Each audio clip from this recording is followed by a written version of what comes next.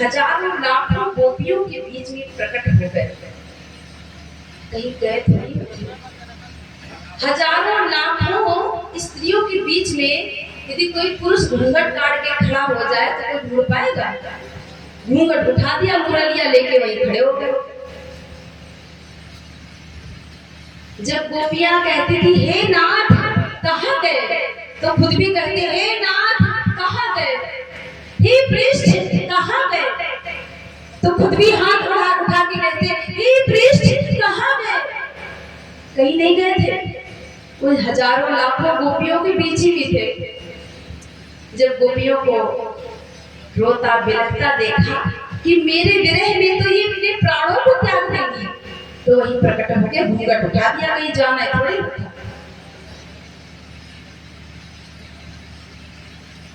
अब तो गोपियां कई कई ठाकुर जी की ओर घूर घूर के देखती हैं, मानो नेत्रों से खा जाएंगे।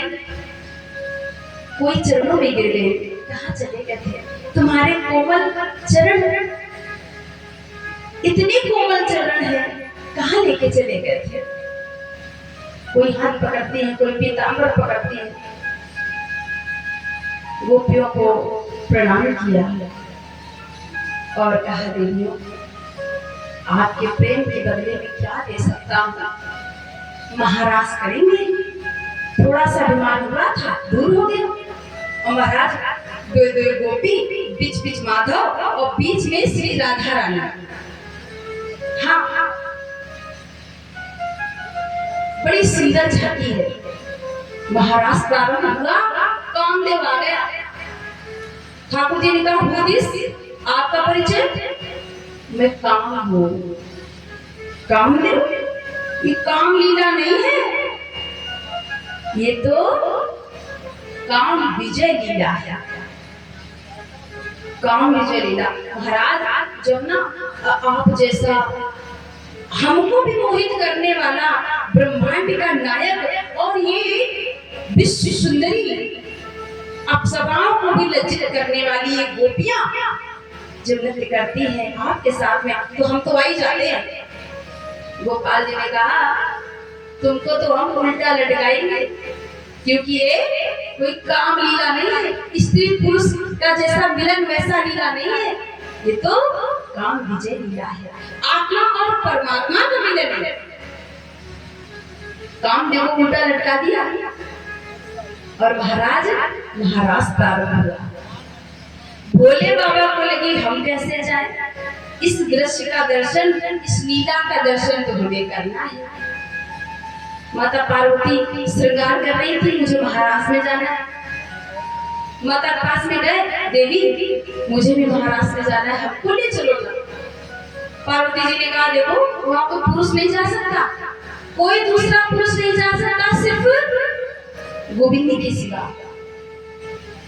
लेकिन देवी इस लीला का दर्शन मुझे तो करना है। फिर कहते हैं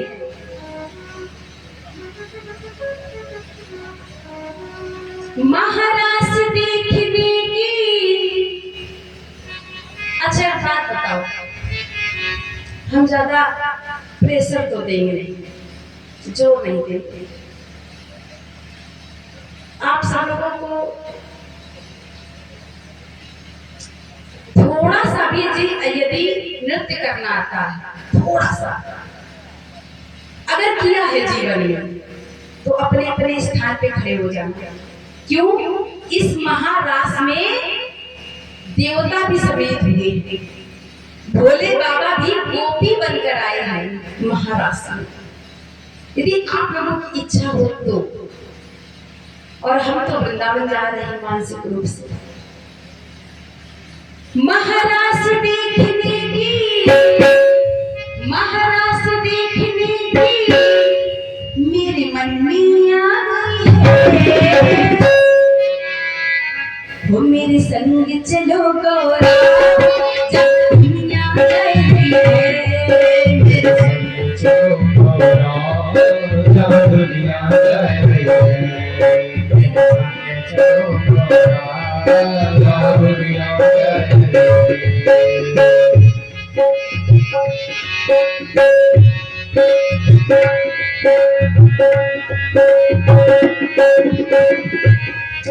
बात कह दूं, हमें आप कलाकार ना समझना, हम कोई कलाकार नहीं। हमने सुना है आपके क्षेत्र में कथावाचक को कलाकार कहते हैं। कलाकार, कलाकार क्या है? हाँ, जो व्यास होता है भागवत की कथा, अब सुनियो, ध्यान लगाए, सुनियो, कान लगाए तो अलग बात।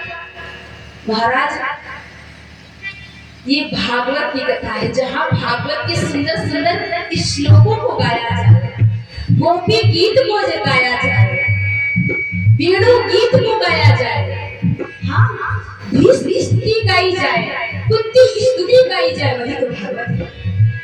और महाराज चुटकुले और कविताएं और फिल्मी गीत तो कोई भी गाते हैं, वो होता है कलाकार। कलाकार नहीं महाराज। व्यास जी की समाधि भाषा का नाम है भागवत। आप लोग समझिए, भागवत क्या है? समाधि भाषा व्यास से। व्यास जी की समाधि भाषा का नाम है भागवत, जहाँ त्याग, ज्ञान, वैराग्य की बात की जाए और जीवन में उतारी जाए, उसे कहते हैं भागवत। जहाँ भक्ति मिले, ज्ञान मिले, वैराग्य मिले और त्याग मिले, उसे कहते हैं भागवत। तो आप कलाकार की दृष्टि से हमें मत देखना, हम कोई कलाकार नहीं, हम सेवक हैं। राधा रानी ने हमें कृपा करके ये सेवा दी है, बस। तो भागवत की कथा, राम कथा शुद्ध भाव से, भले ही थोड़े मिले, हाँ, दो करते हैं, भाव से करते हैं। आइए हम सब मिलकर इस महाराज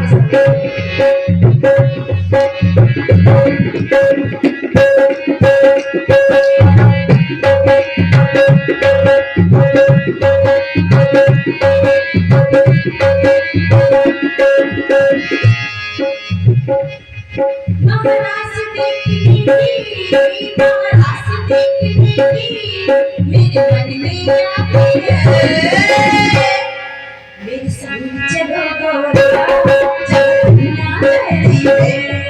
मेरे संग चलो गोरा,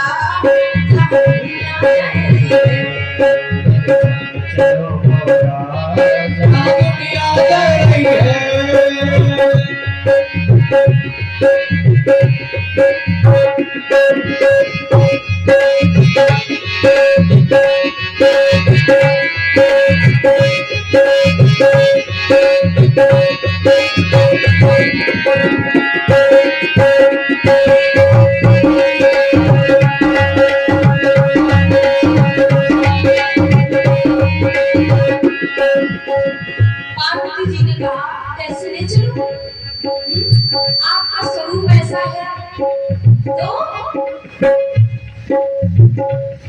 मैं लहंगा पहनूंगा, मैं चूड़ी पहनूंगा, मैं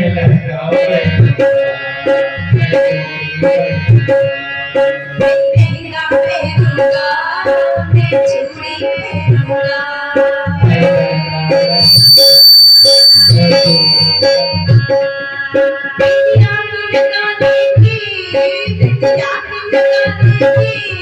मेरे मन में आई है,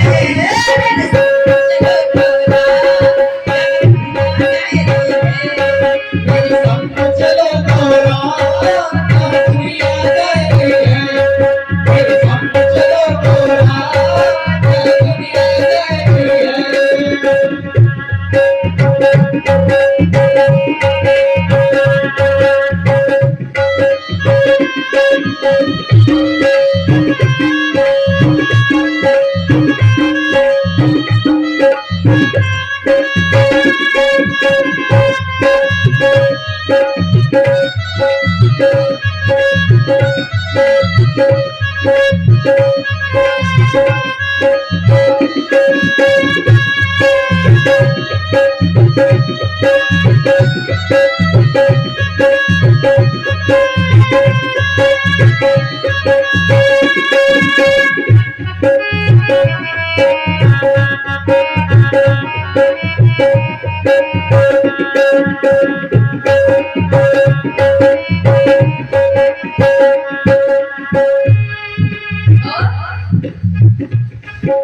चूड़ी पहनूंगा, मैं कंगना पहनूंगा, मैं चूड़ी पहनूंगा, मैं चूड़ी पहनूंगा, मैं कंगना पहनूंगा, मैं चूड़ी पहनूंगा, मैं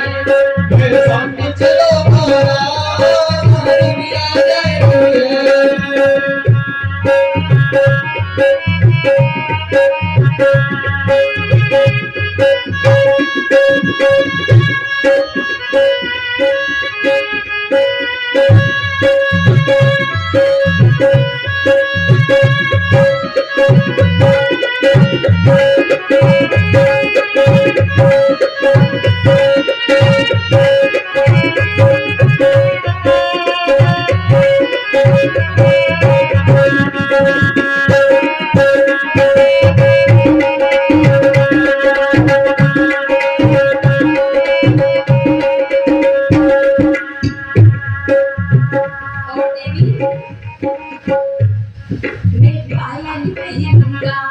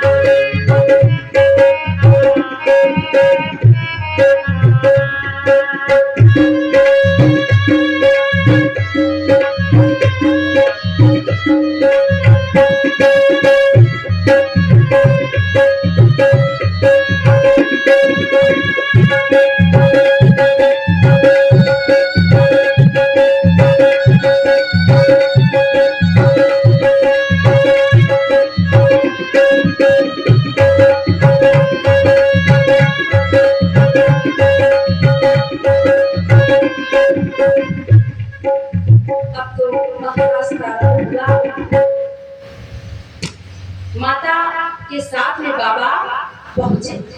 माता को तो एंट्री मिल गई।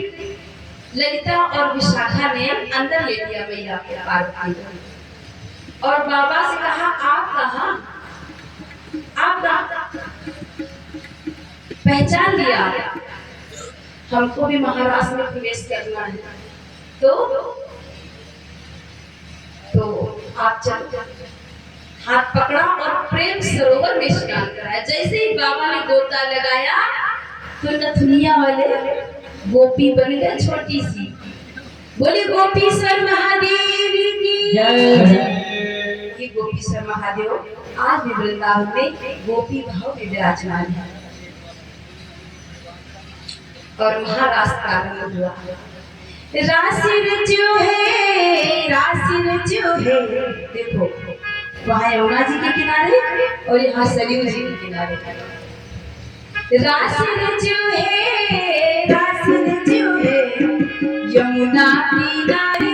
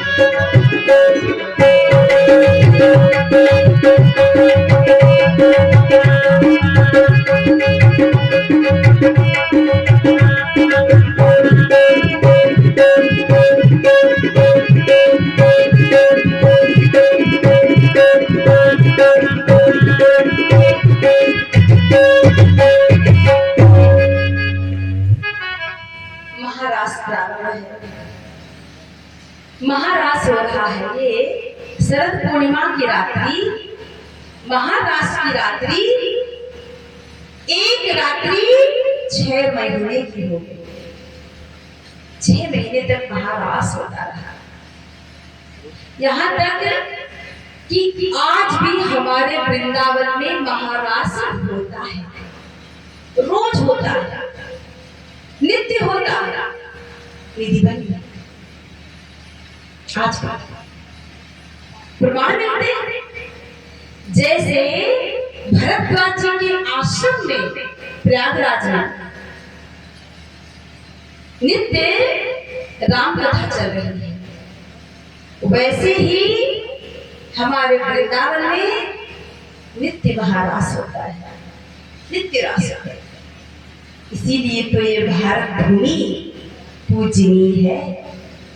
हाँ, और किसी देश में ऐसा सौभाग्य किसी को नहीं मिला जो सौभाग्य हम सनातनियों को मिला है, हम लोगों को मिला है। इस युग में, जिस युग में हमारा जन्म हुआ है, जिस काल में हमारा जन्म हुआ है, बड़े ही सौभाग्य की बात है कि राम कथा, कृष्ण कथा हमें सुनने को मिलता है। वृंदावन, अयोध्या धाम में जाने को मिलता है, प्रभु की लीलाएं वहां के जनों के द्वारा सुनने को मिलता है। सौभाग्य की बात है। तो परीक्षित को थोड़ा संशय हुआ, सुखदेव जी से पूछा कि भगवान धर्म की स्थापना करने वाले आज ऐसा कार्य कर रहे हैं, हजारों लाखों गोपियों के साथ में रहते। प्रश्न किया, उसका उत्तर सुखदेव जी ने दिया है उनके संशय की निवृत्ति की, क्योंकि ये कोई काम नहीं है। जो इस महारास का रास पंचाध्यायी का पाठ करता है, उसके हृदय में जो काम रूपी बीज है वो हमेशा के लिए निकल जाता है। तो ये काम लीला कैसे हो सकती है? आगे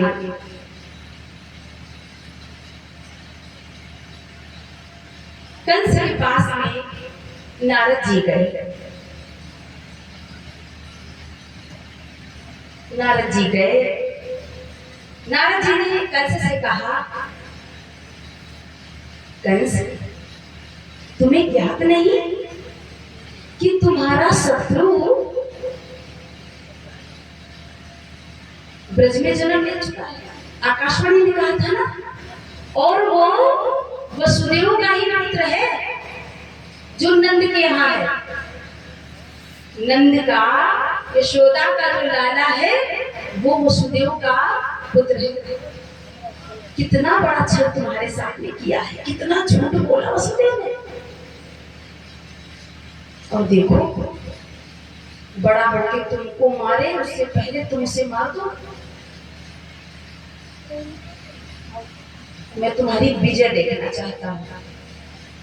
कंस ने कहा, महाराज, कितने असुरों को भेजा, कोई वापस ही नहीं आता।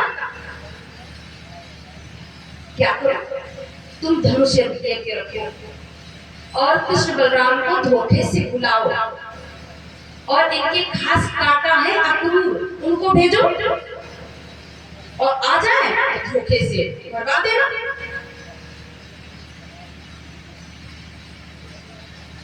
मैं तो तुम्हारी विजय देखना चाहता हूँ, बस। अक्रूर को बुलाया, अक्रूर को बुलाया। अक्रूर जी ने कहा, बोली, क्या आज्ञा है? अक्रूर, तुम मेरे सेनापति हो,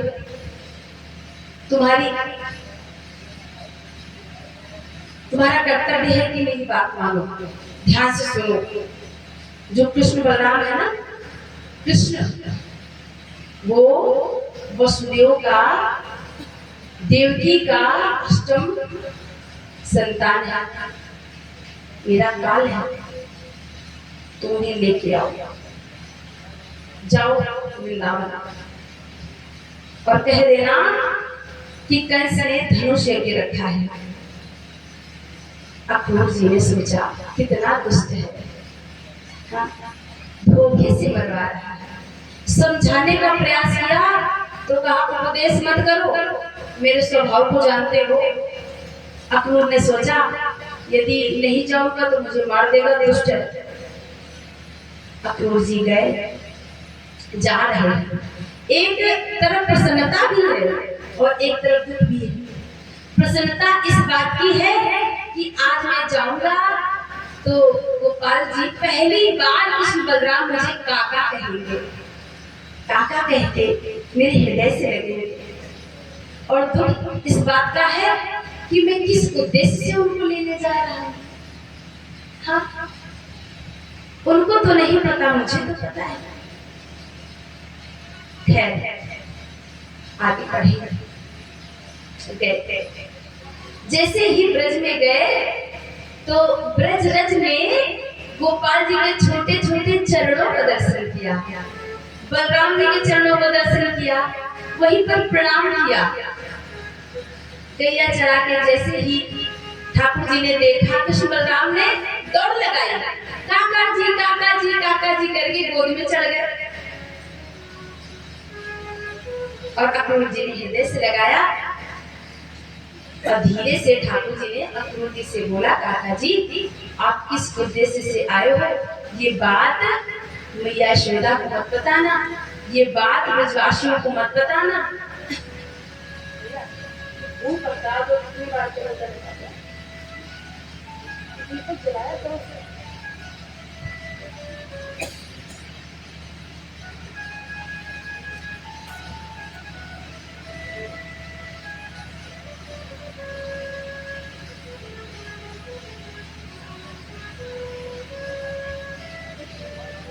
अक्रूर जी घर गए। नंद रानी ने नंद बाबा का खूब स्वागत किया, प्रसाद पाया। अब तो पूरे ब्रजमंडल में हवा जैसे बात फैल गई कि कोई मथुरा से आया है अक्रूर नाम का और कृष्ण बलराम को लेने। आज रात भर किसी के घर में चूल्हा नहीं जला, आज रात भर कोई सोया नहीं, गायों ने चारा नहीं खाया, बछड़ों की दूध नहीं पिया।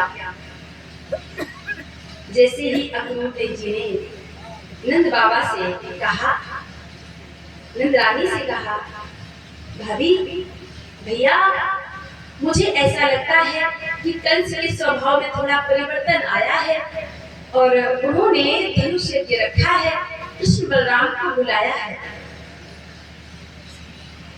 तो मेला देखेंगे, 2-4 दिन में आ जाएंगे। इतना सुनते ही नंद रानी के हाथ से जल का पात्र गिर गया और कहा, अक्रूर तुमने ये सोचा भी कैसे कि मैं अपने नेत्रों की ज्योति को तुमको दे दूंगी?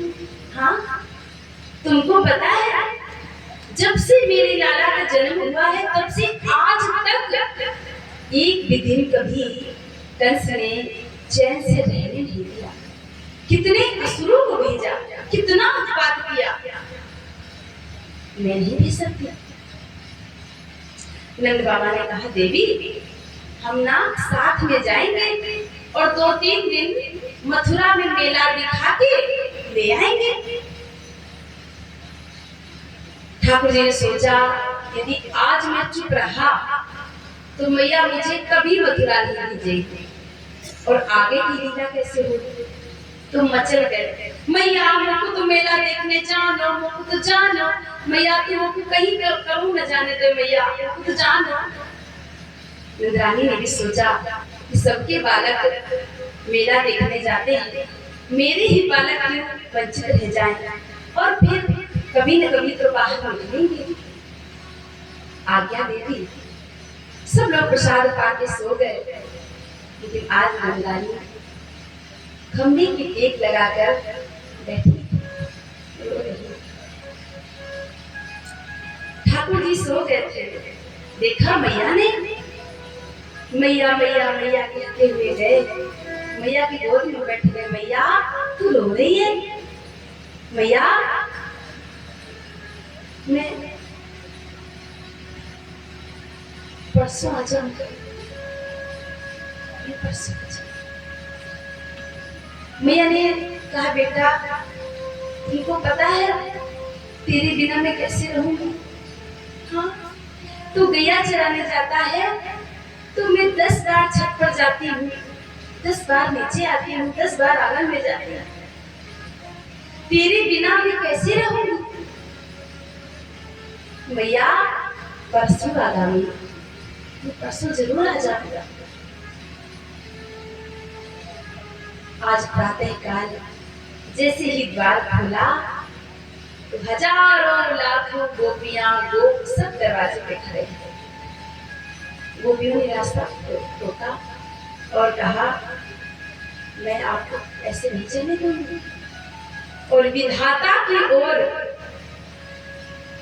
मुख करके खड़ी हो गई, कहती है, अहो विधाता न क्वचित दया संयोज मैत्र्या प्रणयेन देहिना। हे विधाता, तेरी बच्चों जैसी लीला ठीक नहीं है, तुमको जरा सी भी दया नहीं है। कभी जीव से परमात्मा का मिलन कराते हो और फिर क्षण में ही विरह करा देते हो। ये तुम्हारे बच्चों जैसी स्थिति ठीक नहीं है।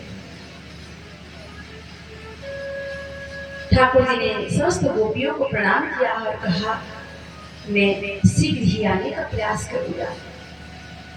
आगे बढ़े, किशोरी राधा रानी को प्रणाम किया और कहा, किशोरी जी यदि आप कह दो तो मैं ना जाऊंगा,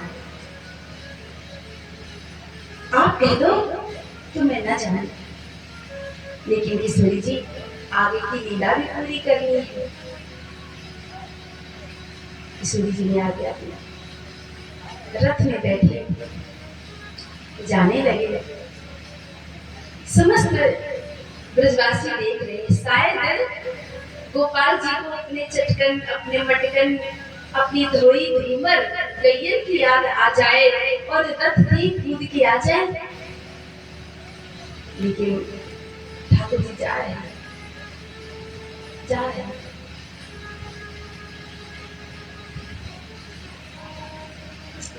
मैया रोती रोती मूर्छित हो गई थी। होश आया, दौड़ लगाई, लाला कहाँ है, लाला कहाँ है, नीक रथ रोको तो सही। कृष्ण बलराम ने जैसे ही मैया को आते देखा, रथ से कूदे, मैया मैया मैया कहते हृदय से लग गए। मैया ने प्रेम आंसुओं से दोनों का सिर भिगोया और कहा, लाला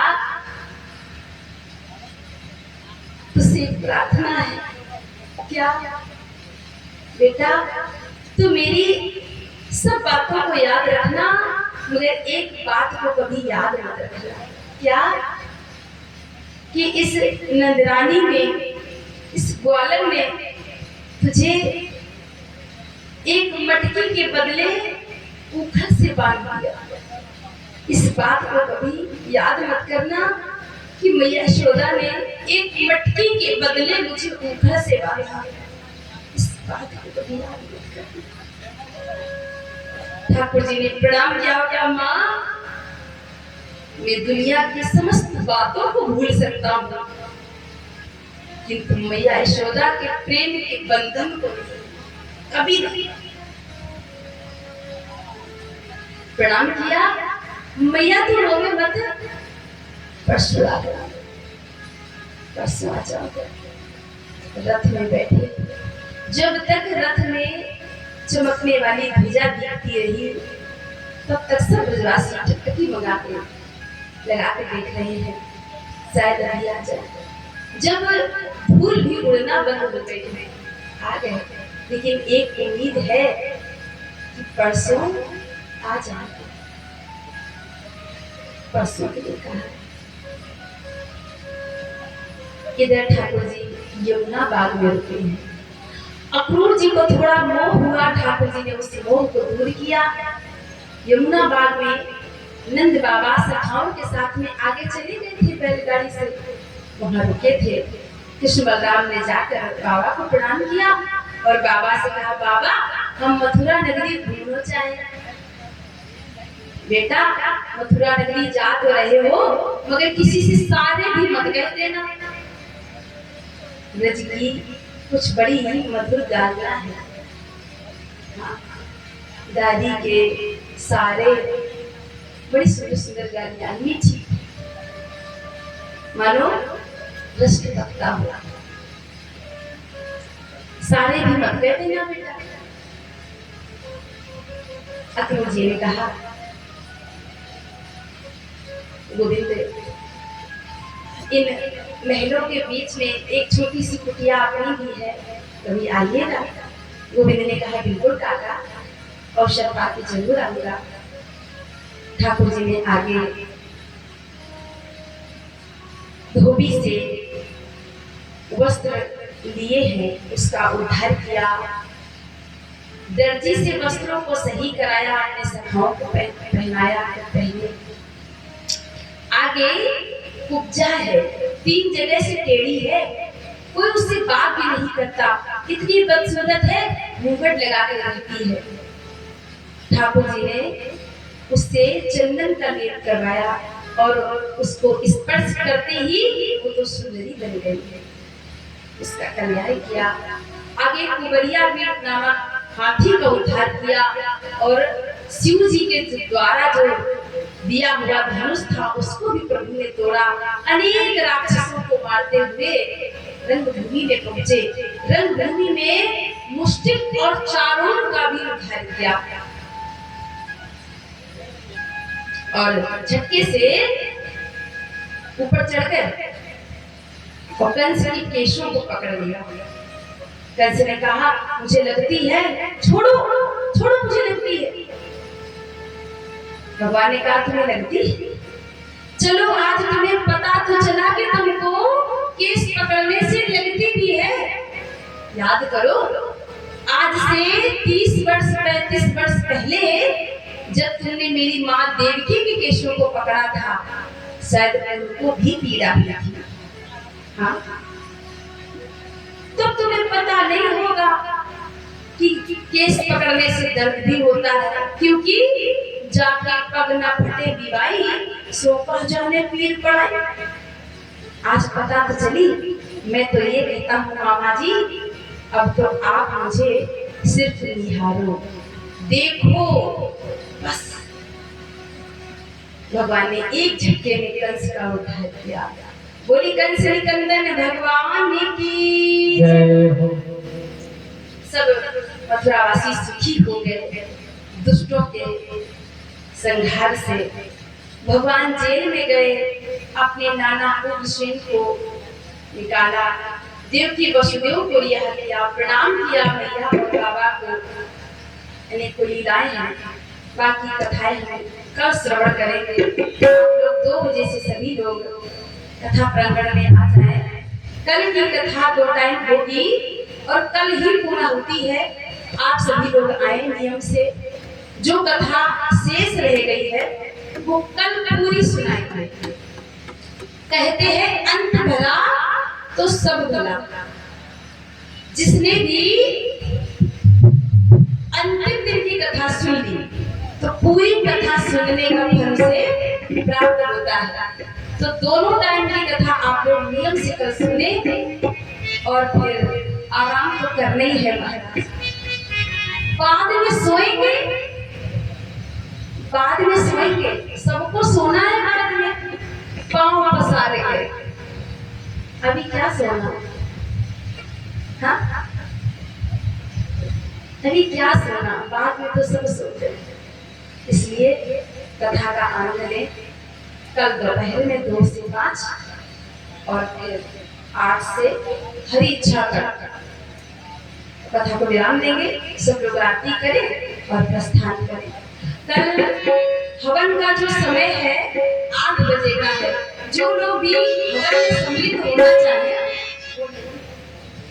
जो लोग हवन में सम्मिलित होना चाहे, अपनी अपनी माताओं बहनों को भेजना चाहे तो 8 बजे यहाँ हमारे पंडित जी हवन करवाएंगे।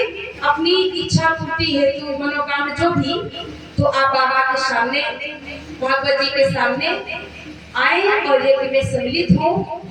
हवन में अपनी अपनी पूजा की सामग्री घर से लेके आए, जो भी है सामग्री उपलब्ध वो लेके आए। बाकी थोड़ी बहुत यहाँ व्यवस्था हो जाएगी। राधे श्याम।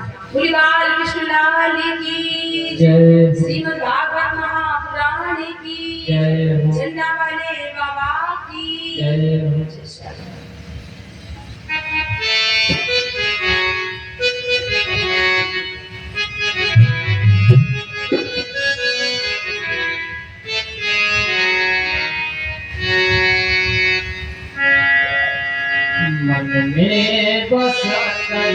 तेरी मूर्ति उतारूं कन्हैया तेरी आरती तेरी मूर्ति उतारूं